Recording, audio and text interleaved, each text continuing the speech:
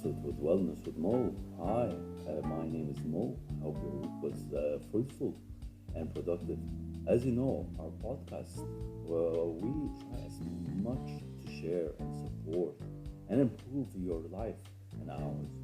We are here to help to learn and grow. Today's episode is how helping others increases our empathy and compassion.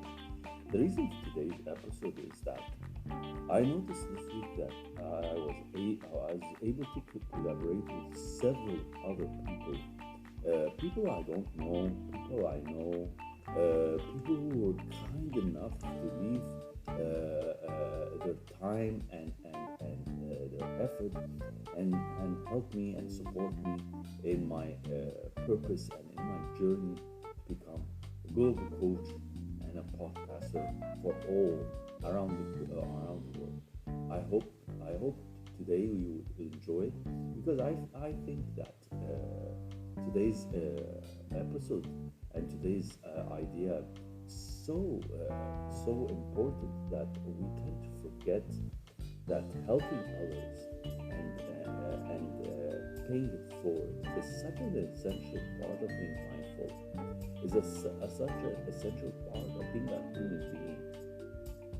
Today, a lot of people tend to hoard and tend to not share their knowledge or share their expertise with others, especially the relationship between a manager and his subordinates. Sometimes some managers think that if they share their expertise and experiences and knowledge of how to deal with certain things at work, that means that their subordinates will become smarter, will become more clever, and be promoted to a higher level than they are. But in actual fact, this is not true because when we support each other, and especially when it is a manager that is supporting its employees, it's so essential that it creates a friendly, open environment with the issues of safety and of being vulnerable, something of the norm. So that said, it's really important to know that a lot of the people that I started to collaborate this week are people who are in their industry as podcasters, as global thinkers and global movers, are people who are busy and who do not waste time to collaborate with someone who has nothing to add to the world, who is not inspiring, who has nothing of interest between them. I've been blessed with collaborating with certain people last week. One of them was a podcaster. Her name is Tiffany Farag, and for that beautiful time spent on the Zoom call last week, I discovered we have a lot of things in common and a lot of things that we totally agree on and totally want to push our agenda, both hers and mine, on a global scale. So I was fortunate enough that I've been asked to be her guest on her show. So this is the power of collaboration, and this is why it increases your sense of empathy and sense of compassion, because you really understand people's shoe, how people feel, and the struggles and troubles they go through. So it's really important, and because I was able to collaborate with such a lovely lady. The same day, I was able to help others. I had this lovely lady from our community in the coaching community. She wanted to know how to start a podcast, and to be honest, it was for me it was a piece of cake, and maybe it was for me a piece of cake because I'm a person who likes to get to know things and learn by himself and doesn't really need any help from anyone at the beginning. And then when I start to understand the concept, then I start to ask. She was a lovely lady. She wanted to understand the things that are needed. So you see, I'm helping someone, and someone's helping me, and that is such a beautiful thing to do. That is such a beautiful thing to do. So collaboration increases your sense of passion. Supporting, paying forward, helping others increases your empathy and compassion. And today in today's world, empathy and compassion has been so much lacking today that we really forget how others feel. I might be smart in understanding how to do a podcast, but maybe there are other people who do not understand how to do a podcast. I should not judge others. I should not think that others are as smart as I am or on a similar level of understanding. So it's really important to understand these things, because basically I just help and learn and teach others, even my fellow coaches. I just try to support and teach them with tips and tricks that I've been blessed to be experiencing and to have fallen into several times. It is such a good feeling. It's so good that your oxytocin and actually your serotonin hormones increases so tremendously when you have that sense of feeling of helping others, and that sense of feeling when others really are interested in what you say and interested in what you want to do. So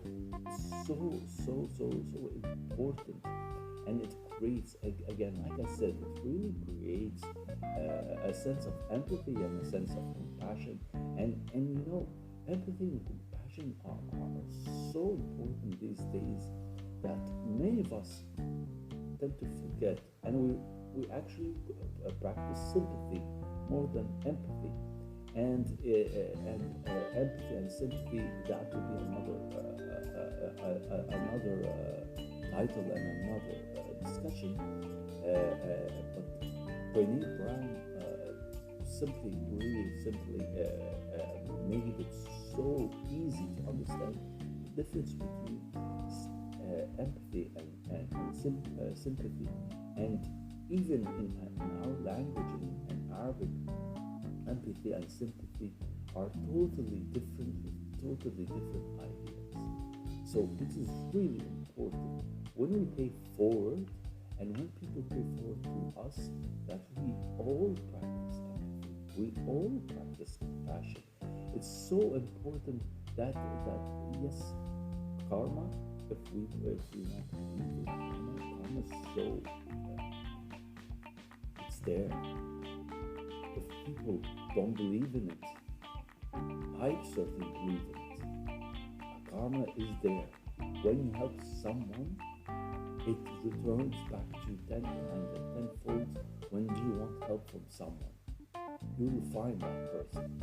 But if you do not help someone, if you do not support someone in their journey, in their struggles, in their battles, just to be there, then nothing will help you. And this is why I always say that helping someone is not just helping them in terms of telling them where and what to do. You can help a person by being empathetic and compassionate, by supporting them emotionally, not just by money and materials. Again, A lot of people think that because I support that person with money, then I am supporting him. That person might not want that kind of support, might want an emotional kind of support. When you support them emotionally, then when you need that support, that that guidance, you will find it from different people, from the strangest people, from people you never, never, never imagine who can help you. So it's really, really important. I want to leave with you several tips of how you can practice paying forward and practicing empathy and compassion to others, and to understand this concept. So first tip I would like to share with you is that every day try and support one person. So try and support one person, either through your social media platforms, LinkedIn, Instagram, Facebook, or whatever, or through your tight-knit network, either your close friends or your alumni, or a network of coaches that you have. Try and always practice and support a person every day. So that's the first tip. The second tip, when you receive help from someone, always thank them online and in person. I always tend to do that. You know, my lovely coach, Yasmin Yahya, she is an employee branding coach, career coach, and life coach, and a lot of things, and such a wonderful person that whenever I meet her and whenever she helps me out, I always have to thank her online, by phone, within the community. Thank her and tell her how such a wonderful and awesome coach. So try that.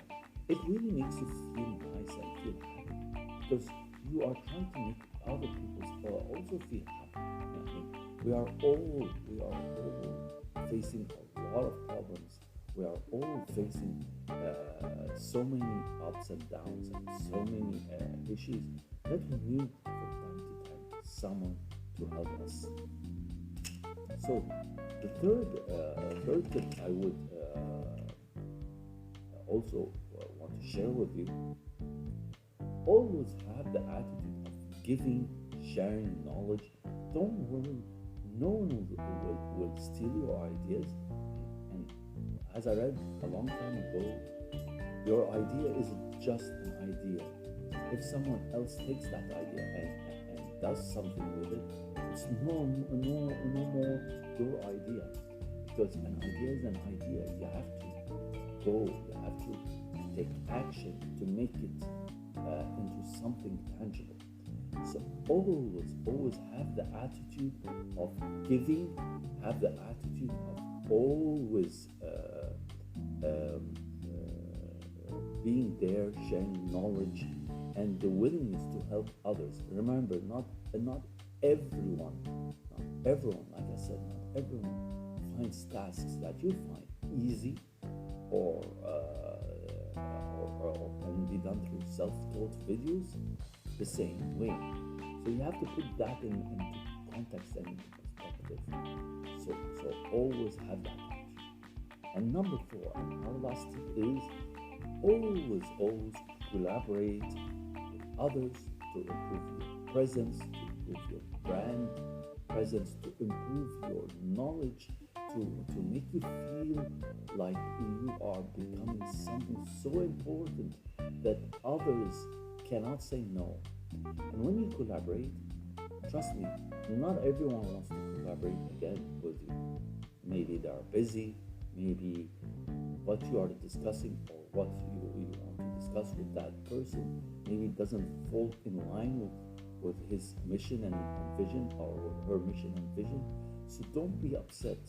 I have had a lot of people who decline my request or my invitation to collaborate, and that is okay. That is fine. It's not something to be ashamed of, or something to be sad or to be down. Because if that person declined, there's another person who might not decline. And actually, that happened to me.